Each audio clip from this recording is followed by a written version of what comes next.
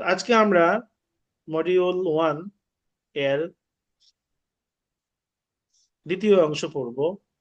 আমরা প্রথমে শব্দগুলো একবার দেখে নিই। নিচে কিছু শব্দ দেওয়া আছে, এই শব্দগুলো আমরা একবার পড়ে নিই। এই শব্দগুলো মুয়ান্নাস। আমরা আগে যে শব্দগুলো পড়েছি সেগুলো হলো মুজাক্কার ছিল, আর এগুলো মুয়ান্নাস।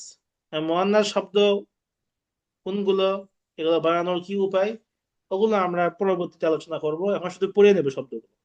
সবাই আমার সঙ্গে সঙ্গে বলবেন, সূরাতুন।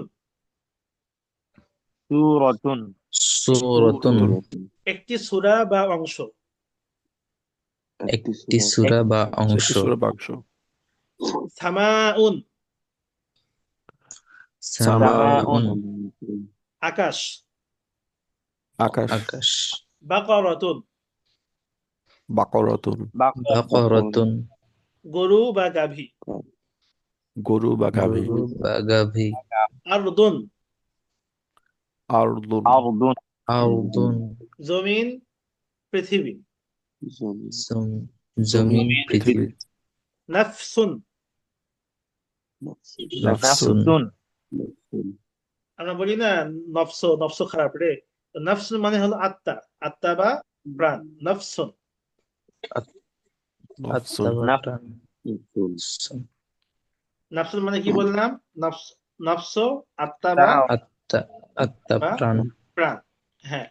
প্রাণ। এরপরে ইমরাআতুন ইমরাআতুন ইমরাআতুন অর্থ হলো একজন নারী বা স্ত্রী। একজন নারী বা একজন স্ত্রী। নারী। শামসুন শামসুন শামসুন সূর্য। সূর্য। সূর্য। ইয়াদুন ইয়াদুন দুন হাত, মানে হাত। হাত। আইনুন চোখ বা ঝর্ণা। আইনুন চোখ। ঝর্ণা। চোখ বা ঝর্ণা। সাআতুন এই সাআতুন সাআতুন এই সাআতুন শব্দটা আমাদের একটা গুরুত্বপূর্ণ শব্দ, কোরআন মাজিদে বারবার ব্যবহার হয়েছে। তো সাআতুন শব্দের স্বাভাবিক অর্থ হলো সময়। এই সময় দিয়ে মানুষ ঘড়িকে বোঝায়। আবার ঘন্টাকেও সাআতুন বলা হয়, আবার একটা মুহূর্তকেও সাআতুন বলা হয়। আবার আমাদের যে শেষ ফলাফল কিয়ামত দিবস, এই কিয়ামতের সময়টাকে, কিয়ামতকেও সাআতুন বলা হয়। প্রত্যেকটা অর্থেই আরবিতে ব্যবহার রয়েছে। একটা শব্দের বিভিন্ন অর্থ হতে পারে। এমনও শব্দ আছে আরবিতে যে একটা শব্দ একটা অর্থকে বোঝানোর জন্য প্রায় 250টা শব্দ আছে। শুধু এক সিংহকে বোঝানোর জন্য কম করে হলে 75 থেকে 100টা শব্দ আছে আরবিতে। তো এগুলো আমাদের পড়তে হবে। আয়াতুন মানে একটি আয়াত বা নিদর্শন। আয়াতুন আয়াত একটি আয়াত বা আয়াতুন নিদর্শন। আয়াত কিসসাতুন মানে গল্প বা ঘটনা। নিদর্শন ঘটনা। কিসসাতুন ঘটনা। গল্প মিশকাতুন মিশকাতুন মানে হলো মিশকাতুন দীপাধার। দীপাধার মানে ওই যেখানে মিশকাতুন বাতি রাখা হয়, দীপাধার। বাতি রাখার জায়গা।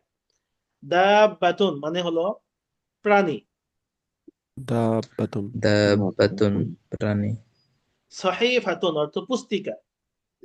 সহিফাতুন সহিফাতুন পুস্তিকা। পুস্তিকা। সহিফাতুনের আরেকটা সহজ ব্যাখ্যা হলো, অনেকেই প্রশ্ন করতে পারেন, কিতাব আসনা কিতাব, কিতাব হলো একটা নির্দিষ্ট পুরো বই। আর সহিফা মানে হলো কিতাবের থেকে আকারে ছোট, নবীদেরকে দেওয়া হতো, এগুলোকে সহিফা বলা হয়। যেমন সহিফাতু ইব্রাহিম, কোরআন শরীফে আছে ফি সুহুফি ইব্রাহিমা ও মূসা। তো সহিফাতুন বা সুহুফুন বহুবচন হলো পুস্তিকা। জান্নাতুন অর্থ বাগান। জান্নাতুন বাগান। জান্নাতুন অর্থ বাগান বাগান। কোরআন মাজিদে যে যেই জান্নাতুন অর্থটা ব্যবহার হয়েছে, স্বাভাবিকভাবে দুই অর্থে ব্যবহার হয়েছে।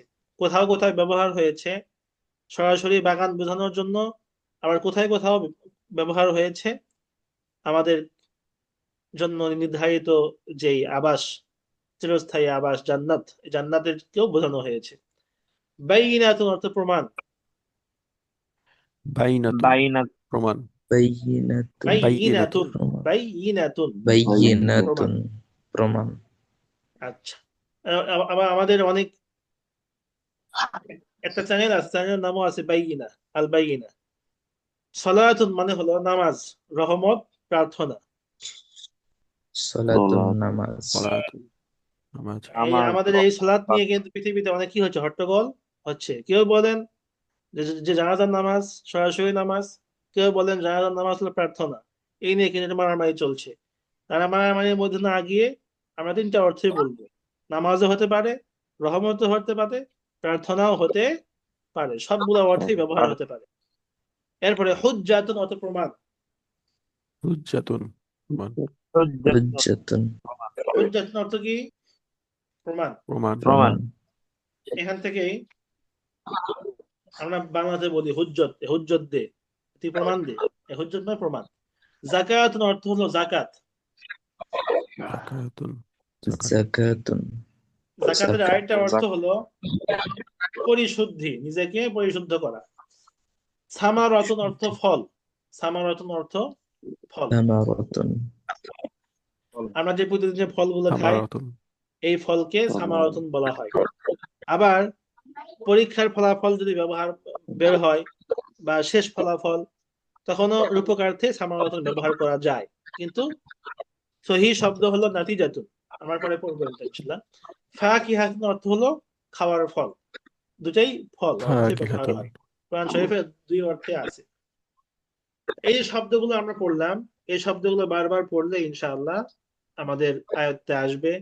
আমরা শুধু বারবার পড়বো, বসে বসে মুখস্থ করার দরকার নাই, আপনি শুধু পড়বেন। এই শব্দগুলো এখন আমরা আগের মতোই দুই ভাবে পড়বো, আলিফ লাম সহ, আলিফ লাম ছাড়া। তাহলে এখন একজন আমাদেরকে একটু শুরু থেকে আলিফ লাম দিয়ে শোনান দেখি। আলী হোসেন ভাই বলেন। আসসূরাতু, তারপরে আসসামাউ। এটা শুধু আরবি বলি। হ্যাঁ বলেন। খায় দেন দিন এটা কেমন হয়? জি।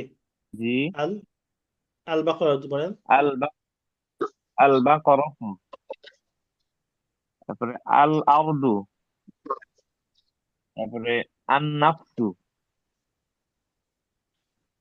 তারপরে আল ইমরাআতু। আচ্ছা, আপনারা সবাই একটা একটা নোট রাখেন। আমি এই মাত্র এই যে শব্দের দাগ দিলাম আল ইমরাআতু। ইমরাআতুন শব্দের একটা নিয়ম আছে। ইমরাআতুন শব্দের শুরুতে আলিফ লাম এলে তখন উচ্চারণ হয় আল মারআতু। আল মারআতু। আল মারআতু। জি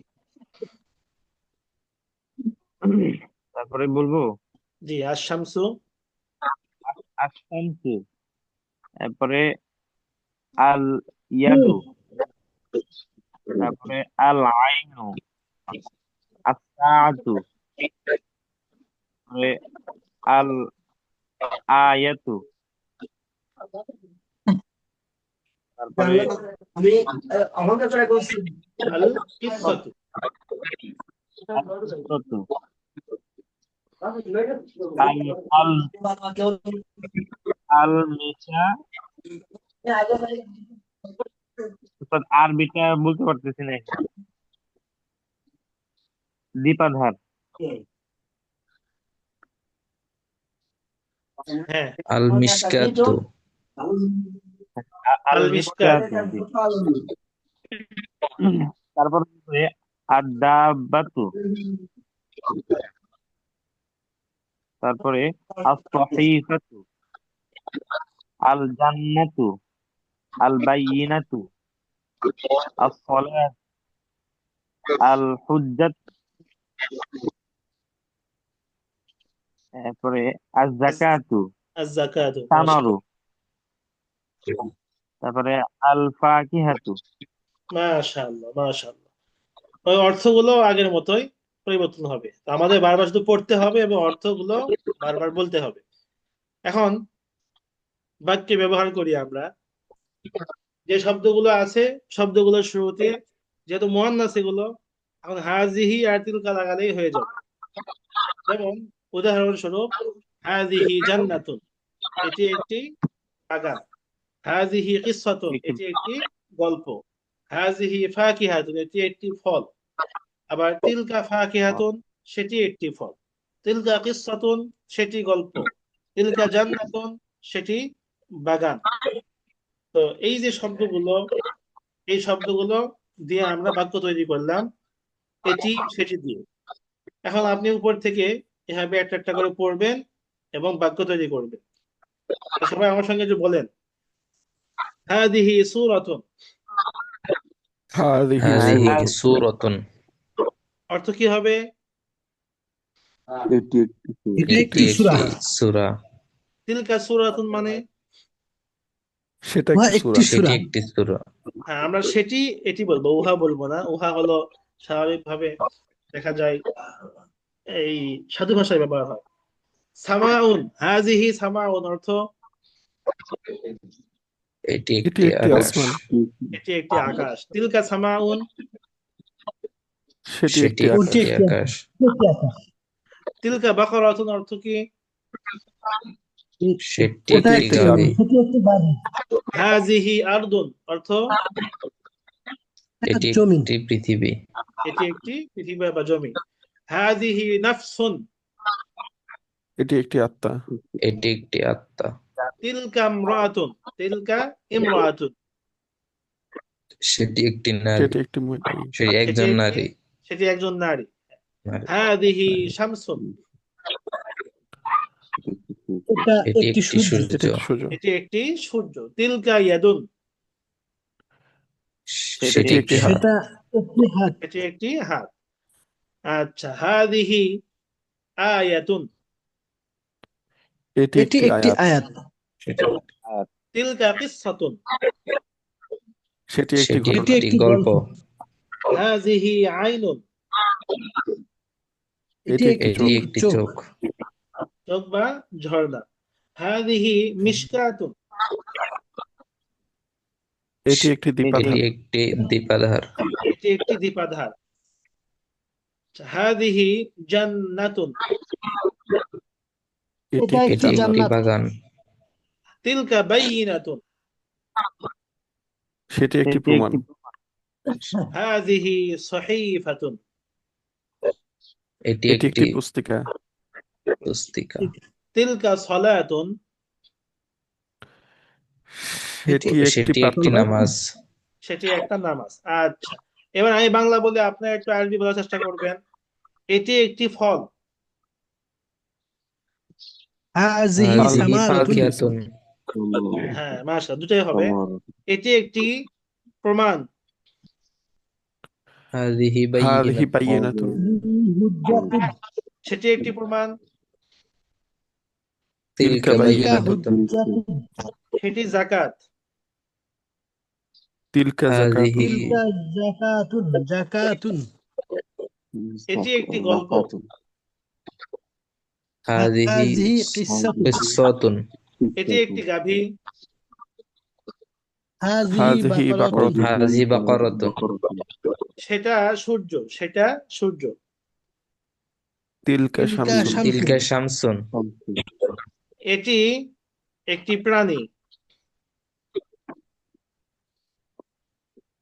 প্রাণী। হাদিহি দাব্বাতুন, হাযিহি দাব্বাতুন দাব্বাতুন, দাব্বাতুন মানে প্রাণী। মাশাআল্লাহ, এই শব্দগুলো আর দিয়ে আমরা বাক্য তৈরি করলাম অনেক সহজেই। এবার আমরা একটা গুরুত্বপূর্ণ বিষয় লক্ষ্য করি, যেটা আমাদের খুবই দরকার। আমরা এতক্ষণ পড়লাম বাক্য, কিন্তু একটি একটি অনির্দিষ্ট বাক্য। এখন আমরা নির্দিষ্ট শব্দ দিয়ে বাক্য তৈরি করব। আমরা জানি কিতাবুন মানে একটি বই, আর আল কিতাবু মানে বইটি। এখন আমি যদি বাক্য তৈরি করি আল কিতাবু শব্দ ব্যবহার করে, তাহলে আমাকে কি করতে হবে? আমরা দুই ভাবে বাক্য তৈরি করতে পারি। আমরা আজকে একটা পদ্ধতি শিখব। পদ্ধতি হলো, আজকে আমরা ওই হাজা জালিকা ইত্যাদিকে বা হাজিহি তিলকা ইত্যাদিকে ওই নির্দিষ্ট শব্দের সাথে আলিফ লাম যুক্ত শব্দের সঙ্গে ব্যবহার করব। যেমন দেখেন, আল কিতাবু মানে কিতাবটি, আর হাজাল কিতাবু মানে এই বই বা এই কিতাব। তাহলে সবাই আমার সঙ্গে বলেন, হাজাল কিতাবু, হাযাল হাযাল কিতাবু, কিতাবু এই বই, এই এই বই বই, এই বই, যালিকাল কিতাবু, যালিকাল যালিকাল কিতাবু, কিতাবু ওই বই, ওই এই বই বই, ওই বই, হাজাল কুরআনু, হাযাল হাযাল কুরআন, কুরআন এই কুরআন, এই কোরআন এই এই কুরআন কুরআন, যালিকাল কুরআনু, যালিকাল যালিকাল কুরআনু কুরআনু, ওই কুরআন, ওই ওই কুরআন কুরআন, হাজাল কমারু, হাযাল হাযাল কমার কমারু, এই চাঁদ, এই এই চাঁদ চাঁদ, যালিকাল কমারু, যালিকাল যালিকাল কমারু কমারু, ওই চাঁদ, ওই চাঁদ ওই ওই চাঁদ, চাঁদ, হাজাল গুরাবু। হাযাল হাযাল হাযাল গুরাবু, এখানে নতুন শব্দ দেওয়া হয়েছে যাতে করে আপনি মুখস্থ করতে পারেন। এই কাক, এই কাক এই এই কাক, যালিকাল গুরাবু, যালিকাল যালিকাল গুরাবু, গুরাবু ওই কাক, ওই কাক ওই কাক, হাজাল ইয়াউমু, হাযাল হাযাল ইয়াউমু ইয়াউমু, এই দিন, এই দিন এই দিন, যালিকাল ইয়াউমু, যালিকাল যালিকাল ইয়াউমু ইয়াউমু, ওই দিন। ওই ওই দিন দিন। ওই এবার আমরা বাংলা না দেখে শুধু আরবি পড়ি। হাজাল ওয়াদু, হাযাল ওয়া'দু, যালিকাল ওয়াদু। যালিকাল যালিকাল ওয়া'দু ওয়া'দু, এই পর্যন্ত গেল মুজাক্কার এবং মুআন্নাস, শুধু মুজাক্কারের গুলো হাজা এবং জালিকা দিয়ে। এবার আমরা মুআন্নাস দেখি। হাযিহিস সূরাতু, হাযিহি সূরাতু, এই সূরা। এই সূরা, সূরা, তিলকাস সূরাতু, তিলকা সূরা তিলকা সূরাতু, ওই সূরা। এই ওই সূরা সূরা, হাযিহিল ক্বরিয়াতু, হাযিহিল ক্বরিয়াতু, ক্বরিয়াতু, এই গ্রাম। এই এই গ্রাম গ্রাম, এই গ্রাম, তিলকাল ক্বরিয়াতু, তিলকাল তিলকাল ক্বরিয়াতু ক্বরিয়াতু, ওই গ্রাম। ওই ওই গ্রাম, গ্রাম ওই গ্রাম, হাযিহিস শাজারাতু, হাযিহি হাযিহি শাজারা শাজারাতু, এই গাছ। এই এই গাছ গাছ, এই তিলকাস শাজারাতু, তিলকা তিলকা শাজারা শাজারাতু, ওই গাছ। ওই গাছ ওই ওই গাছ, গাছ, হাযিহিল হায়াতু, হাযিহিল হাযিহিল হায়াতু হায়াতু, এই জীবন। এই এই জীবন জীবন, তিলকাল হায়াতু, তিলকাল তিলকাল হায়াত, হায়াতু হায়াতু, ওই জীবন। ওই ওই জীবন জীবন, হাযিহিদ দুনিয়া, হাযিহি হাযিহি দুনিয়া দুনিয়া, এই দুনিয়া। এই এই দুনিয়া দুনিয়া, তিলকাদ দুনিয়া, তিলকা তিলকা দুনিয়া ওই দুনিয়া। ওই ওই দুনিয়া দুনিয়া, হাযিহিন নাকাতু, হাযিহি হাযিহি নাকাতু নাকাতু, এই উটনি। এই এই উটনি, তিলকান নাকাতু, তিলকা তিলকা নাকাতু, নাকাতু ওই উটনি। ওই ওই ওই উটনি। মাশাআল্লাহ। সম্মানিত বন্ধুগণ, দেখেন এই যে আমরা শব্দগুলো পড়লাম, একটা আলিফ লাম যুক্ত শব্দের সাথে হাযা যালিকা যুক্ত করলাম, এর মাধ্যমে কি হলো, আমাদের একটা বাক্যের অংশ তৈরি হলো। পরিপূর্ণ বাক্য কিন্তু হয়নি। এই কাক সেই কাক, এই দুনিয়া সেই দুনিয়া, একটা বাক্যের অংশ হলো। এখন এই বাক্যের অংশটুকু আমরা যদি পরিপূর্ণ বাক্য তৈরি করতে যাই, তাহলে কি করতে হবে? আমাকে নতুন কিছু বিষয় শিখতে হবে।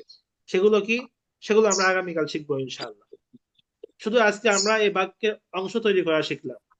তো আজকে আমাদের কাজ হলো, আমাদের পড়ার শুরু থেকে নিয়ে এই পর্যন্ত যত শব্দ আছে, প্রত্যেকটা শব্দকে দুই ভাবে পড়া। এক নম্বরে শুধু আলিফ লাম যুক্ত করে পড়বেন এবং অর্থ করবেন। দুই নম্বরে হাযা যালিকা হাযিহি তিলকা, এই চারটা ইসমুল ইশারা বা ইঙ্গিত বাচক শব্দ ইত্যাদি আলিফ লাম যুক্ত শব্দের সাথে ব্যবহার করবেন।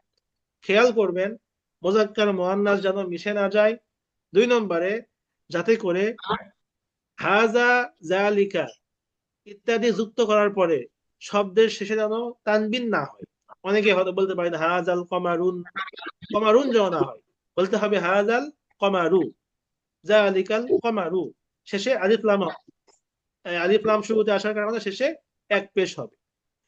তো এই কাজগুলো আমরা আজকে করি, তাহলে আমাদের মুখের জড়তা দূর হবে এবং সামনে যে পড়াটা দেওয়া হবে ইনশাআল্লাহ সহজেই বুঝতে পারবে। ঠিক আছে ইনশাআল্লাহ। জি উস্তাদ। আচ্ছা, তো আজকে আমাদের মূল পড়া এতটুকুই এবং মূল আলোচনা এতটুকুই। আমরা আগামীকাল ইনশাআল্লাহ আরেকটু পড়বো। তো এখন আমাদের একটা পরামর্শ হলো, আমরা কি ক্লাস প্রত্যেকদিন করব নাকি একদিন পর পর করব? আপনাদের একটু পরামর্শ নিলে ভালো হয়। একদিন হুজুর, পর পর হলে প্রতিদিন ভালো হয়। করাটা ভালো হবে। সেদিন পড়াইলেই ভালো হয় উস্তাদ, নাহলে আ- আ- আগ্রহ গ্যাপ দিলে আচ্ছা, আগ্রহ আমাদের নষ্ট টোটাল হয়ে যায়। কয়টা ক্লাস হবে এটা জানতে পারি? আমাদের কম করে হলেও 40টা ক্লাস হবে ইনশাআল্লাহ। তাহলে মনে হয় প্রতিদিন পড়ালে ভালো হয়। হ্যাঁ, 40টা ক্লাস মানে 40টা মডিউল হবে আমাদের। একটা মডিউল 2 দিন লাগতে পারে। তো 40টা মডিউল হবে আমাদের, একটা পদক্ষেপ নেওয়া হয়েছে। তো ঠিক আছে, তাহলে আমরা প্রতিদিন ক্লাস করব, অল্প অল্প করে দেবো, প্রতিদিন পড়বেন ইনশাআল্লাহ। তো আজকে এই পর্যন্তই। আচ্ছা। সবাই ভালো করে প্রতিদিন উপস্থিত হুজুর, থাকবেন। জি বলেন।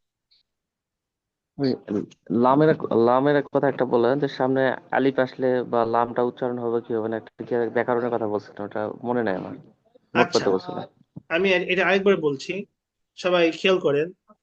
আমাদের আরবিতে অক্ষর কয়টা? 29টা না? জি। তো 29টা অক্ষরের মধ্যে কিছু কিছু অক্ষর আছে যেগুলো উচ্চারণ করার সময় আমাদের জিহ্বা এবং তালু দুইটারই প্রয়োজন হয়। আর কিছু কিছু অক্ষর আছে যেগুলো উচ্চারণ করার সময় জিহ্বা, তালু ইত্যাদির প্রয়োজন হয় না। যেমন ওয়াও, এটা উচ্চারণ করতে জিহ্বা লাগে না, তালু লাগে না, একমাত্র ঠোঁট থেকে উচ্চারিত হয়। তো যে সমস্ত হরফ উচ্চারণ করার সময় জিহ্বা এবং তালুর প্রয়োজন হয়, ওই সমস্ত হরফের শুরুতে লাম এলে লামটি স্পষ্ট উচ্চারিত হবে না। যেরকম দাল, দাল, আমাকে বলতে হবে আদালু, আদালু, আযালু, জাল, আযালু, আর রাউ, আযায়ু, আসসিনু, আশশিনু, আস-সাদু, আদ-দাদু, আত-তাউ, আয-যাউ, এরপরে আল্লামু, আন-নুনু। এই মোট 14টা। এই 14টা হরফের শুরুতে আলিফ লাম এলে লামটা স্পষ্ট উচ্চারিত হবে না, বরং যেই হরফটা আছে ওই হরফটা তাসদীদ যুক্ত হয়ে উচ্চারিত হবে। যেমন কোরআন মাজিদে আছে আদ-দাল্লিন, আস-সিরাতু, আছে না এগুলো? আস-সাদরু, আন-নাসু, আল্লাহ, আল্লাহু, এই শব্দগুলো, এগুলো শুরুতে আলিফ লাম আসার কারণে লামটা স্পষ্ট উচ্চারিত হচ্ছে না, বরং তাসদীদ বিশিষ্ট হয়ে উচ্চারিত হচ্ছে ওই হরফটা। আর বাকি 14 হরফ, এগুলোর শুরুতে আলিফ লাম এর লামটা স্পষ্ট উচ্চারিত হবে। যেরকম আল বাবু, আল মালু, আল ওয়াইলু, এরপরে হলো আল খামরু, আল হুজ্জাতু, আল হাজ্জু, আল মুমিনু, আল মালিকু।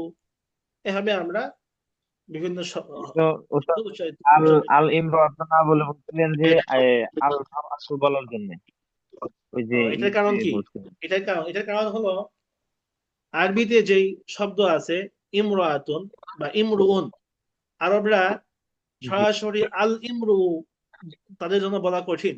এই জন্য তারা কি করছে, তারা এই সরাসরি ওই হাদিসের দিকে লক্ষ্য করে, কোরআন মাজিদের দিকে লক্ষ্য করে ইমরুন শব্দের শুরুতে যে আলিফটা আছে, এই আলিফটা হলো আলিফে ওয়াসলিয়া, যেটা মিলে পড়ার সময় পড়ে যায়। এই জন্য তারা কি করছে, ওই আলিফটাকে এখান থেকে সরাই দিয়েছে, সরাই দিয়ে সরাসরি মিম আছে, মিমের মধ্যে তারা জবর দিয়ে আল মার আতু বলে, আল মার ও বলে। যেমন হাদিসে আছে আল মার ও মা মান আহাব্বা, আল মার আতু। তো এটা হলো তাদের সহজ করার জন্য। তো আরবদের ভাষা যেহেতু যেহেতু ভাষা, এই জন্য তারা যেভাবে সহজ মনে করে ওইভাবে তারা পড়ে, আমাদেরকে ওইভাবে শিখতে হয়। জি। বুঝতে পেরেছেন সবাই? জি। ঠিক আছে ইনশাআল্লাহ। আচ্ছা তাহলে আমরা এই পর্যন্ত শেষ করছি। সবাই দোয়া করবেন, প্রতিদিন থাকার চেষ্টা করবেন ইনশাআল্লাহ। ওয়া ইলাল লিকাই মা আসসালাম। ইনশাআল্লাহ। আসসালামু আলাইকুম ওয়া রাহমাতুল্লাহি ওয়া বারাকাতুহু। ওয়ালাইকুম আসসালাম।